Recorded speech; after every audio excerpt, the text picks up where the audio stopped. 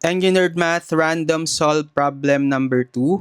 Find the equivalent resistance between terminals A and B. Yan. So we have resistor network here. Hanapin daw natin yung equivalent resistance. Let's say Rx dito sa terminal AB.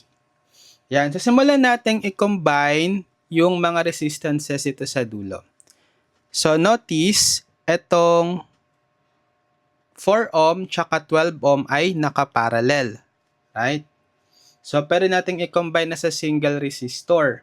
So, 4 is parallel kay 12 ohm. So, kapag dalawang parallel resistors, formula niyan is product over sum ng dalawang resistance. So, therefore, we have 4 times 12 over 4 plus 12. So, that's equal to 4 times 12 over 4 plus 12 or 3. 3 ohms. Ngayon, pagkakuha natin ng equivalent value nung dalawang parallel resistor, re-redraw ko sila as a single resistor na lang. And step by step natin. Yan. So, tatanggalin ko na itong isa.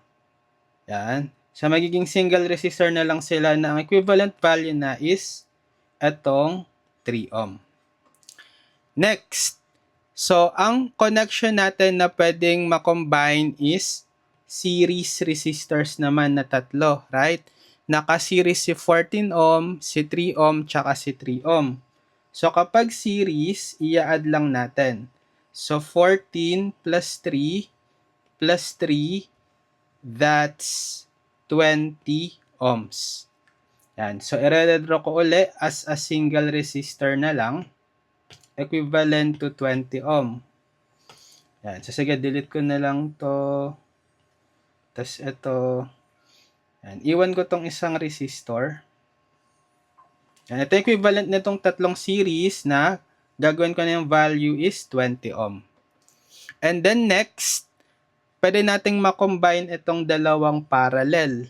'Di ba? Si 5 ohm tsaka 20 ohm. So again, kapag dalawang parallel, 5 parallel with 20, formula, product over sum. So 5 times 20 over 5 plus 20. So 5 times 20 over 5 plus 20 is 4 ohms. Okay, so redraw ko ulit. Gawin kong single resistor na lang sila. So, ito, delete ko na to. Yan. Ay, nabura. So, iwan ko tong isang resistor na equivalent na sa 4 ohm. And finally, yung Rx na natin is, ang connection na lang is naka-series yung 1 ohm tsaka 4 ohm. So, therefore, Rx is 1 ohm plus 4 ohm, or that's 5 ohm. Add lang natin kasi naka-series. So, therefore, the equivalent resistance between terminals A and B is 5 ohms.